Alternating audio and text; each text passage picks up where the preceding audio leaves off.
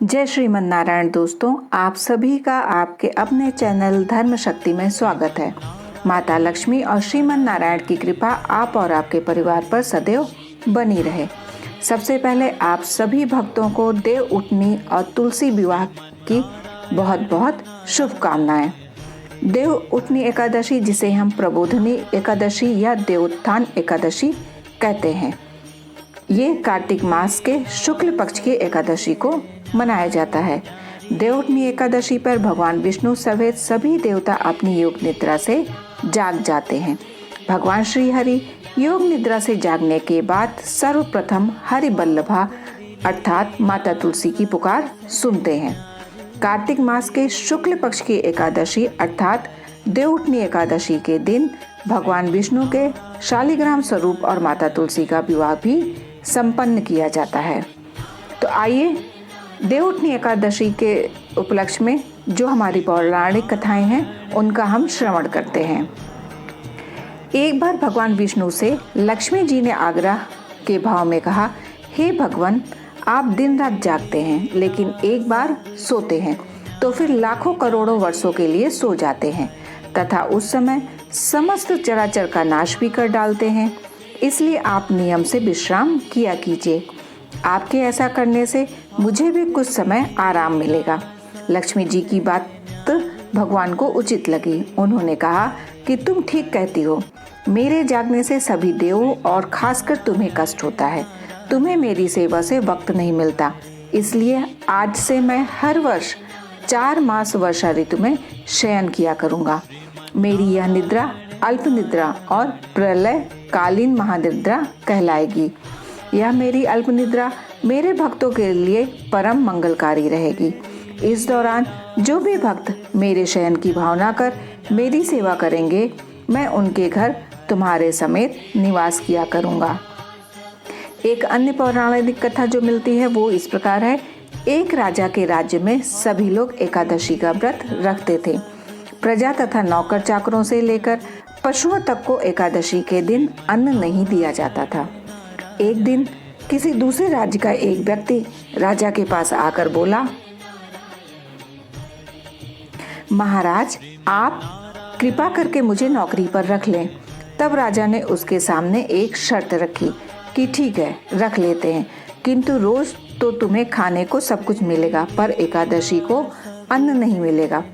उस व्यक्ति ने उस समय हाँ कर ली, पर एकादशी के दिन जब उसे फलाहार का सामान दिया गया तो वह राजा के सामने जाकर गिड़गिड़ाने लगा, महाराज, इससे मेरा पेट नहीं भरेगा, मैं भूखा ही मर जाऊंगा, मुझे अन्न दे दीजिए।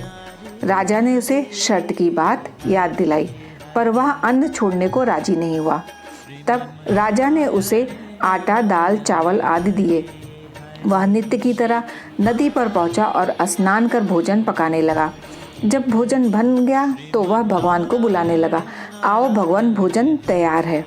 उसके बुलाने पर पीतांबर धारण किए भगवान चतुर्भुज रूप में आ पहुँचे तथा प्रेम से उसके साथ भोजन करने लगे। भोजन आदि करके भगवान अंतर्ध्यान हो गए तथा वह अपने काम पर चला गया। 15 दिन बाद अगली एकादशी को वह राजा से कहने लगा कि महाराज, मुझे दुगना सामान दीजिए। उस दिन तो मैं भूखा ही रह गया। राजा ने कारण पूछा तो उसने बताया कि हमारे साथ भगवान भी खाते हैं, इसलिए हम दोनों के लिए ये सामान पूरा नहीं होता।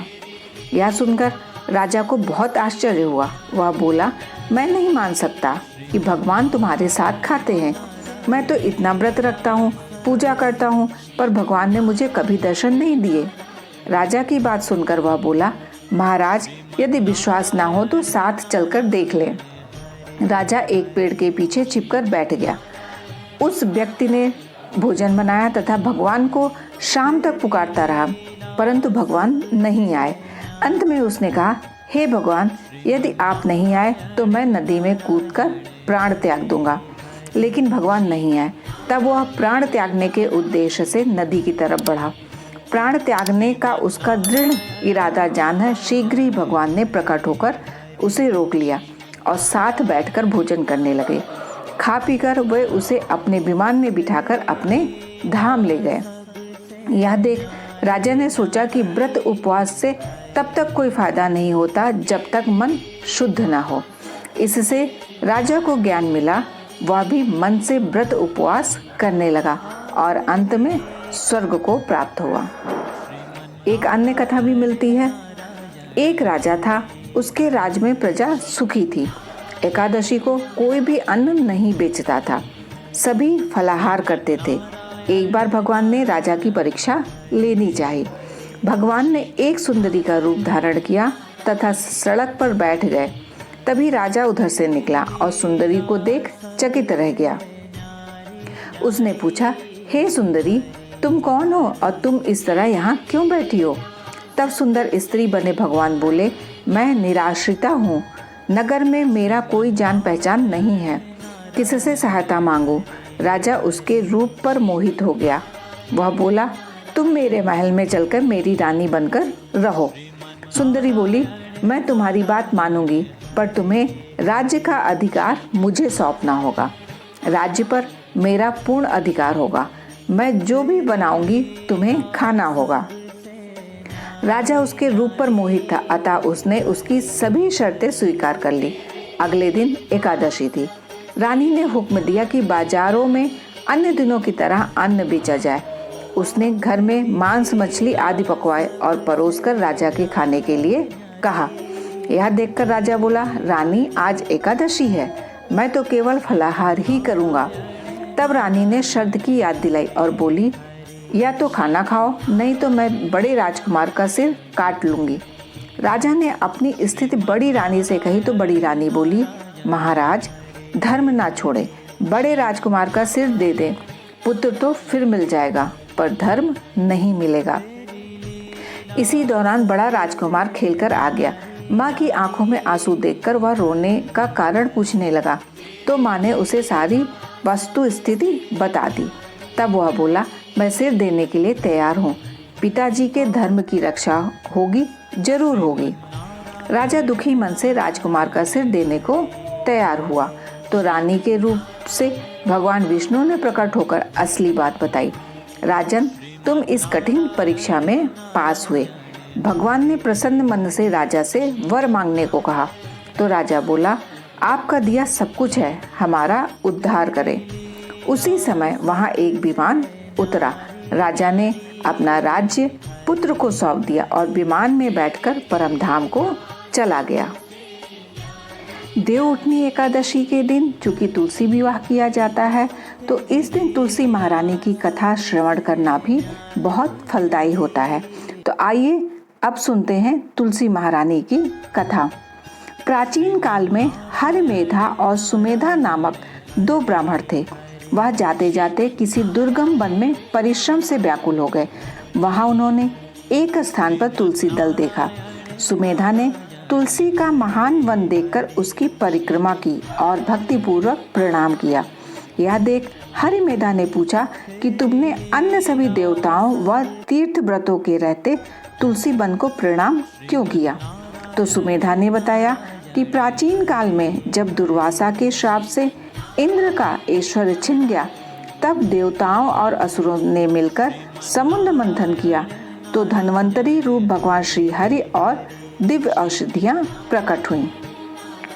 उन दिव्य औषधियों में मंडलाकार तुलसी उत्पन्न हुई, जिसे ब्रह्मा आदि देवताओं ने श्री हरि को समर्पित किया और भगवान ने उसे ग्रहण कर लिया। भगवान नारायण संसार के रक्षक और तुलसी उनकी प्रियतमा है, इसलिए मैंने उन्हें प्रणाम किया। सुमेधा इस प्रकार कह ही रहे थे कि सूर्य के समान अत्यंत तेजस्वी विशाल विमान उनके निकट उतरा। उन दोनों के समक्ष वहां एक बरगद का वृक्ष गिर पड़ा और उसमें से दो दिव्य पुरुष प्रकट हुए। उन दोनों ने हरिमेधा और सुमेधा को प्रणाम किया। दोनों ब्राह्मणों ने उनसे पूछा कि आप कौन हैं? तब उनमें से जो बड़ा था वह बोला, मेरा नाम आस्तिक है। एक दिन मैं नंदनवन में पर्वत पर क्रीड़ा करने गया था, तो देवताओं ने मेरे साथ इच्छा अनुसार विहार किया। उस समय उन युवतियों के हार के मोती टूटकर तपस्या करते हुए लोमश ऋषि पर गिर पड़े। यह देखकर मुनि को क्रोध आया। उन्होंने सोचा कि स्त्रियां तो परतंत्र होती हैं, अतः यह उनका अपराध नहीं। दुराचारी आस्तिक ही श्राप की योग्य है। ऐसा सोचकर उन्होंने उन्हें शापित किया। अरे तू ब्रह्म राक्षस होकर बरगद के पेड़ पर निवास कर। जब मैं विनती से तुम्हें प्रसन्न किया तो उन्होंने श्राप से मुक्ति की विधि सुनिश्चित कर दी कि जब तू किसी ब्राह्मण के मुख से तुलसी दल की महिमा सुनेगा तो तत्काल तुझे उत्तम मोक्ष प्राप्त होगा। मैं चिरकाल से इस बट वृक्ष पर निवास कर रहा था। आज दैववश आपके दर्शन से मेरा छुटकारा हुआ है। तत्पश्चात वे दोनों श्रेष्ठ ब्राह्मण परस्पर पूर्णमयी तुलसी की प्रशंसा करते हुए तीर्थ यात्रा को चल दिए। अब मैं आपको एक बुढ़िया माई की तुलसी जी की कथा सुनाने जा रही हूँ, जिसे कार्तिक माह, अगर हमने पूरे कार्तिक माह उसका श्रवण किया है तो हमारे ऊपर तुलसी माता की कृपा सदैव सदैव बनी रहती है। तो आइए उस कथा का श्रवण करते हैं। कार्तिक महीने में एक बुढ़िया माई तुलसी जी को सींचती और कहती, हे तुलसी माता, सत की दाता, मैं तेरा बिड़ला सींचती हूँ। मुझे बहू दे, पीताम्बर की धोती दे, मीठा मीठा घास दे, बैकुंठ में वास दे, चटक की चाल दे, पटक की मौत दे, चंदन का काठ दे, रानी सा राज दे, दाल भात का भोजन दे, 11 की मौत दे, कृष्ण जी का कंधा दे। तब तुलसी माता यह सुनकर सूखने लगी तो भगवान ने पूछा कि हे तुलसी, तुम क्यों सूख रही हो? तुलसी माता ने कहा कि एक बुढ़िया रोज आती है और वह यही बात कह जाती है, मैं सब बात तो पूरा कर दूंगी लेकिन कृष्ण का कंधा कहाँ से लाऊंगी? तो भगवान बोले, जब वो मरेगी तो मैं अपने आप कंधा दे आऊंगा, तो बुढ़िया माई से कह देना। जब बुढ़िया माई मर गई, सब लोग आ गए। जब माई को ले जाने लगे तो वह किसी से ना उठी। तब भगवान एक 12 बरस के बालक का रूप धारण करके आए। बालक ने कहा, मैं कान में एक बात कहूँगा तो बुढ़िया माई उठ जाएगी। बालक ने कान में कहा, बुढ़िया माई मन की निकाल ले, पीताम्बर की धोती ले, मीठा मीठा घास ले, बैकुंठ का वास ले, चटक की चाल ले, पटक की मौत ले, कृष्ण जी का कंधा ले। यह सुनकर बुढ़िया माई हल्की हो गई। भगवान ने कंधा दिया और बुढ़िया माई को मुक्ति मिल गई। हे तुलसी माता, जैसे आप बुढ़िया माई को मुक्ति दी वैसे ही सबको देना। हे तुलसी माता, इस कथा को जो भक्त श्रवण कर रहे हैं, आप उन सभी पर अपनी कृपा और अपना आशीर्वाद बनाए रखना। यदि ये वीडियो आपके लिए जरा से भी उपयोगी हो तो वीडियो को लाइक करके कमेंट अवश्य करें। यदि आप चैनल पर नए हैं तो चैनल को सब्सक्राइब करके बेल आइकन को प्रेस कर लें, जिससे आगे आने वाली आपको महत्वपूर्ण वीडियोस के नोटिफिकेशन समय पर मिल सके। आप और आपके परिवार पर माता लक्ष्मी और श्री हरि की कृपा सदैव बनी रहे। प्रेम से बोलिए तुलसी मैया की जय, श्री हरि भगवान की जय। राधे राधे दोस्तों।